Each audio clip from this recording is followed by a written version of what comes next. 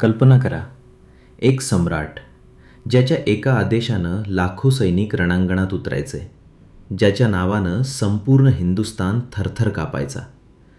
तोच सम्राट एका दिवसात इतका हतबल झाला की 2 दिवस त्यानं अन्नपाणीही घेतले नाही, कारण त्यानं आपला सर्वात विश्वासू मित्र गमावला होता. तो मित्र म्हणजे बिरबल.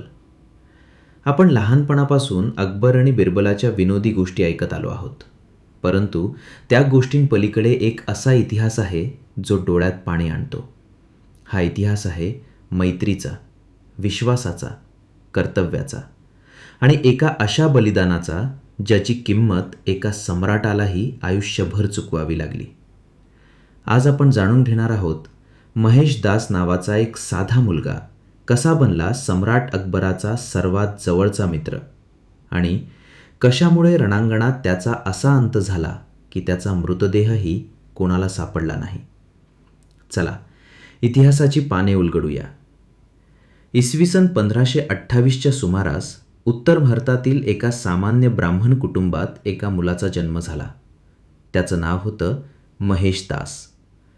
घरची परिस्थिती अत्यंत साधी, ना संपत्ती ना मोठेपणा, पण देवानं त्याला एक अनमोल देणगी दिली होती, ती म्हणजे बुद्धिमत्ता. लहानपणापासून त्याला कविता करण्याची आवड होती. शब्दांशी खेळणं त्याला सहज जमायचं. कोणतीही कठीण परिस्थिती तो एका वाक्यात सोपी करून दाखवायचा. गावातील मोठमोठे विद्वानसुद्धा त्याच्या उत्तरांनी थक्क व्हायचे. लोक म्हणू लागले, हा मुलगा सामान्य नाही. महेशदास मोठा होत गेला. त्याच्या काव्याची कीर्ती दूरवर पसरली. त्या काळात हिंदुस्थानात एका सम्राटाची चर्चा सर्वत्र होती, तो म्हणजे अकबर. अकबराला विद्वान, कलाकार आणि बुद्धिमान लोकांची विशेष आवड होती. त्याच्या दरबारात देशभरातील गुणी लोकांना स्थान मिळत असे. महेशदासच्या बुद्धीची चर्चा अकबरापर्यंत पोहोचली. त्याला दरबारात बोलावण्यात आले. दरबारात शेकडो विद्वान बसले होते. महेशदासनं नम्रपणे अभिवादन केले. अकबरानं त्याची परीक्षा घेतली. एकामागून एक प्रश्न आणि प्रत्येक प्रश्नाचं उत्तर इतक्या चातुर्यानं मिळालं की संपूर्ण दरबार टाळ्यांच्या कडकडाटानं दुमदुमला. त्या दिवशी अकबर म्हणाला, आजपासून तू फक्त महेशदास नाहीस, तू आहेस बिरबल.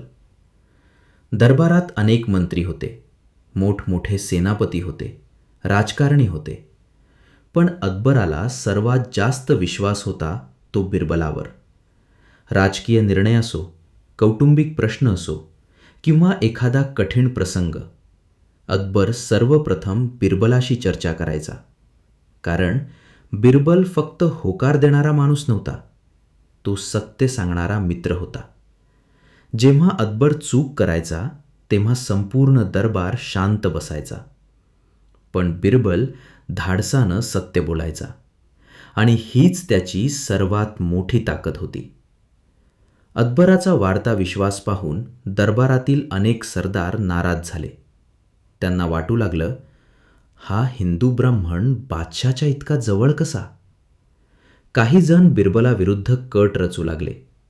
त्याच्याबद्दल चुकीच्या अफवा पसरवल्या गेल्या, पण प्रत्येक वेळी बिरबलाची प्रामाणिकता जिंकली. अकबर म्हणायचा, मला 1000 सैनिकांपेक्षा एक प्रामाणिक बिरबल अधिक प्रिय आहे.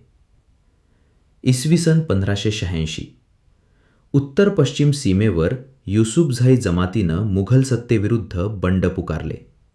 डोंगर, दऱ्या, अरुंद खिंडी हा प्रदेश मुघल सैन्यासाठी पूर्णपणे अनोळखी होता. अनेक सेनापती गेले, पण कोणीही यशस्वी झाले नाही.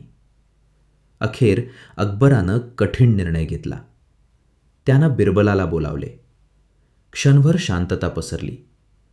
बिरबलाला माहीत होतं ही मोहीम अत्यंत धोकादायक आहे.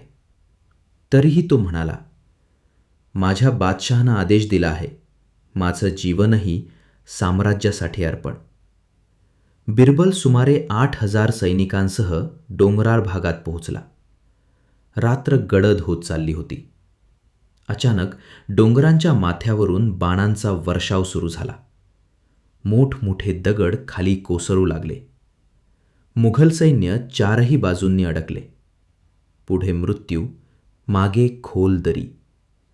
बिरबल सैनिकांना धीर देत होता. घाबरू नका, धैर्य सोडू नका. पण गडिमी युद्धपद्धतीसमोर मुघल सैन्य टिकू शकलं नाही.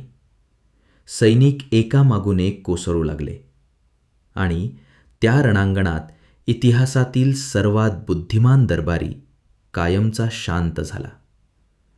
जेव्हा ही बातमी आग्र्याला पोहोचली, अकबर काही क्षण बोललाच नाही. त्याच्या डोळ्यांत अश्रू आले. तो म्हणाला,